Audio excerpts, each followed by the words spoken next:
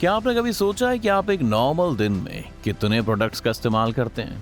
इसके बारे में ज़्यादा मत सोचिए। अगर आपको कुछ सोचना ही है तो इस बात पर ध्यान दीजिए कि कैसे आप इन सभी प्रोडक्ट्स में से 99% को गलत इस्तेमाल करते हैं। आज इस एक वीडियो से हम आपकी ज़िंदगी बदलने वाले हैं, तो ज़्यादा वक्त न गंवाते हुए हम आज की वीडियो को शुरू करते हैं। आज तक आपने कई बार देखा होगा कि शर्ट्स के पीछे लूप लगा होता है।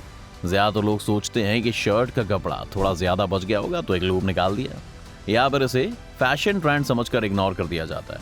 लेकिन इस लूप का खास इंपॉर्टेंस है। दरअसल जब लोगों के पास कपड़ों को सही से रखने के लिए अलमारी, वार्डरोब या हैंगर्स का ऑप्शन नहीं होता है, तब शर्ट में लगे छोटे से लूप लोगों के बेहद काम आते थे। लूप की मदद से शर्ट को हुक पर टांगा जा सकता था और इसी के साथ ही कपड़ों पर रिंकल्स भी नहीं पड़ते थे। शर्ट में लगे इन लूप को सेलर्स की खोज माना जाता है। ऐसा कहा जाता है कि शिप में काम करने वाले क्रू मेंबर्स और सेलर्स जो शर्ट्स पहनते थे उसे जहाज पर बने हुक पर टांग देते थे, क्योंकि वहां पर इतनी फैसिलिटीज अवेलेबल नहीं होती थी। लेकिन धीरे धीरे ये ट्रेंड आम लोगों के बीच फेमस हो गया। साल 1960 में बटन डाउन शर्ट ब्रांड ने शर्ट में लूप की शुरुआत की थी। बढ़ते हुए टाइम के साथ साथ एक यूनिक पर्पस के लिए लगाए गए इस लूप को आज के ज़माने में फैशन का हिस्सा बन गया।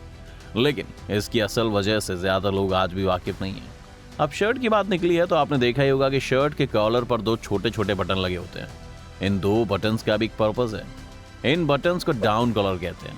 पोलो खेलने वालों को घोड़े की तेज रफ्तार की वजह से शर्ट का कॉलर उनके फेस पर आ जाते थे, जिसके बाद पोलो प्लेयर्स के लिए खास शर्ट तैयार की गई जिसमें इस शर्ट के कॉलर पर दो बटन लगे होते हैं। अब ये बना तो प्लेयर्स की मुश्किलों को आसान करने के लिए था, पर ये आज के टाइम में फैशन ट्रेंड का हिस्सा बन चुका है। अगर आप इनको फैशन ट्रेंड की तरह देख रहे थे तो आप इसे गलत तरीके से इस्तेमाल कर रहे थे। अगले प्रोडक्ट की बात करें जिसे आप गलत इस्तेमाल करते आए हैं तो वो है टिक टैक। ये प्रोडक्ट तो एक ऐसी चीज है जिसको किसी भी दिन एक इंसान चलते फिरते खा लेता है, पर ज्यादातर दिक्कत इसके पैक में रखी हुई मिंट को निकालने में आती है। इंसान डब्बे को हिलाते हिलाते थक जाता है, लेकिन अंदर की कैंडी बाहर आने का नाम ही नहीं लेती है।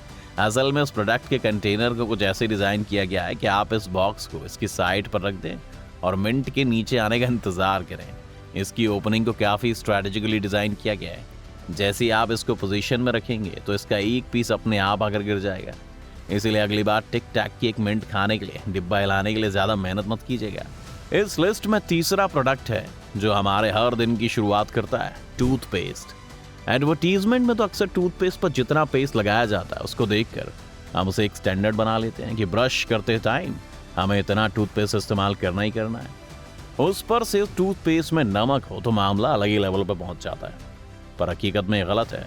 ब्रांड्स अपने प्रोडक्ट्स की एम्फेसिस बढ़ाने के लिए और उस एडवर्टीजमेंट की एम्फेसिस बढ़ाने के लिए इतना टूथपेस्ट यूज़ करते हैं। असल में अगर आप एक मटर के साइज जितना टूथपेस्ट भी यूज़ करेंगे ना तो भी आपका काम चल जाएगा। ज़्यादा टूथपेस्ट इस्तेमाल करने से आपकी उस पर्टिकुलर ब्रांड की रिक्वायरमेंट बढ़ जाती है। इसी वजह से ज़्यादा टूथपेस्ट का इस्तेमाल ना करें। अब ज़्यादा इस्तेमाल की बात निकली है तो वॉशिंग डिटर्जेंट पाउडर का प्रोडक्ट ऐसा है जिसका ज़्यादा इस्तेमाल करने से लोग पीछे नहीं हटते हैं। अगर आप ऐसा कर रहे हैं तो ये प्रोडक्ट आपके क्लोथ्स और मशीन्स को काफ़ी ज़्यादा इफेक्ट कर सकता है।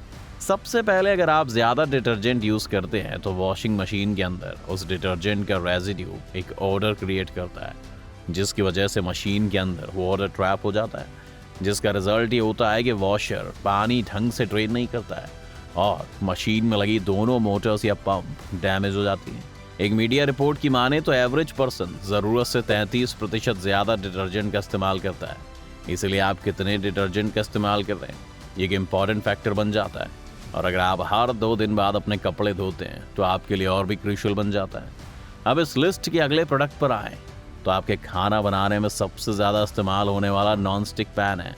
शायद आपको ये बात पता नहीं होगी कि अगर आप नॉन स्टिक पैन पर मेटल यूटेंसिल्स का इस्तेमाल करते हैं तो पैन पर जो नॉन स्टिक कोटिंग होती है मेटल उसे डिग्रेड कर देता है। तो इसका साफ सा मतलब यही है कि आपका non stick pan non stick ना रहकर एक आम पैन में बदल जाएगा। अगर आपका नॉन स्टिक पैन अब उस तरह से काम नहीं करता है तो ऐसा हो सकता है कि आप उस पैन पर किसी मेटल से बनी करछी या किसी और मेटल यूटेंसिल्स का इस्तेमाल कर रहे होंगे। इस लिस्ट का छठा प्रोडक्ट है बनाना। जी हाँ, ये वही खाने वाला फ्रूट है जिसे आप अक्सर शेक बनाकर पी लेते हैं। अब आप सोच रहे होंगे कि आखिर एक इंसान केला खाने में कैसे गलती कर सकता है। एक केले के छिलके को उतारो और खा लो। तो इसका सीधा जवाब ये है कि आप जिस तरीके से इसे खाते हैं आप वहीं बड़ी गलती कर रहे हैं। 10 में से 9 लोग केले को ऊपर से छील कर खाते हैं, जो कि गलत है। एक केले को खाने के लिए सबसे बेस्ट तरीका होता है उसे नीचे से छील कर खाने का। अगर आप एक केले को नीचे से छीलते हैं तो उसकी वजह से आपको उसके ऊपर लगी हुई स्टेम को तोड़ने की मेहनत नहीं करनी पड़ेगी। अगर आप ध्यान से देखें तो बंदर भी एक केले को नीचे से छील कर ही खाता है। इस लिस्ट के 7वें प्रोडक्ट के बारे में बात करें तो वो है केचप बॉटल। हमारे देश में हर किसी की इस केचप बॉटल के साथ एक कॉमन प्रॉब्लम है कि टाइम के साथ साथ इस बॉटल में से केचप का निकालना मुश्किल होता चला जाता है। इसी काम को आसान बनाने के लिए हाइंज ने एक सीक्रेट ट्रिक दी है, जिसके बारे में शायद ही आप जानते होंगे। अगर आपके पास हाइंज की केचप बॉटल है तो उसके टॉप पर 57 नंबर लिखा हुआ मिलेगा। इस 57 का पर्पज ये है कि आपको इस नंबर को टैप करना है। अगर आप ऐसा करेंगे तो बॉटल में बची हुई केचप एक बार फिर से आराम से बॉटल से बाहर आने लगेगी। अगर आप ऐसा करेंगे तो आपको बार बार बॉटल के पीछे थपथपाने की झिक-झिक से पीछा छूट जाएगा। ये ट्रिक सिर्फ हाइंज की बॉटल के साथ काम करता है। अगर आप सोच रहे हैं कि हर बॉटल की कंपनी के साथ काम करेगा तो ऐसा नहीं है, इसलिए उन पर मेहनत मत कीजिएगा। अब अगले प्रोडक्ट के बारे में बात करें तो हमारे जिंदगी का एक अहम हिस्सा बन चुका है और वो कुछ और नहीं बल्कि एक बैकपैक है। ज्यादातर लोग अपने बैकपैक को अपनी पीठ पर लटका लेते हैं, जो कि सही भी है।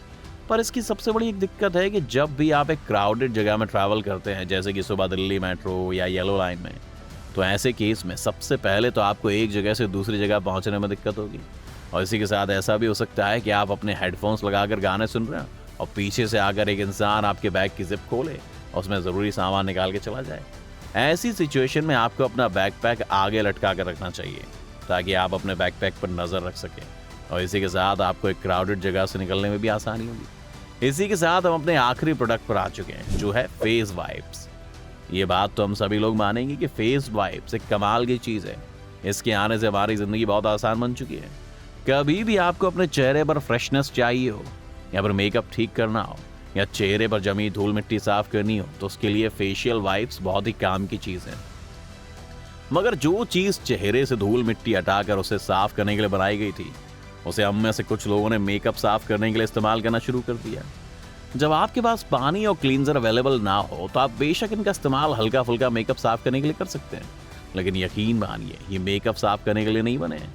ज़्यादातर फेशियल वाइप्स में अल्कोहल होता है जो स्किन के लिए अच्छा नहीं माना जाता है। इसके अलावा इसकी सतह थोड़ी रफ हो जाती है, जिसे बार बार स्किन पर रगड़ने से स्किन इरिटेट होने लगती है। इसीलिए इसे मेकअप उतारने के लिए तो बिल्कुल इस्तेमाल न करें।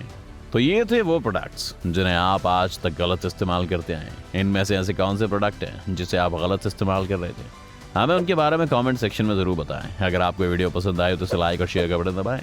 बाकी जितने भी लोग इस चैनल पर नए हैं वो सब्सक्राइब और बेल आइकन का बटन दबाएं ताकि हमारे आने वाली सभी वीडियोज़ का नोटिफिकेशन आपको सबसे पहले मिले।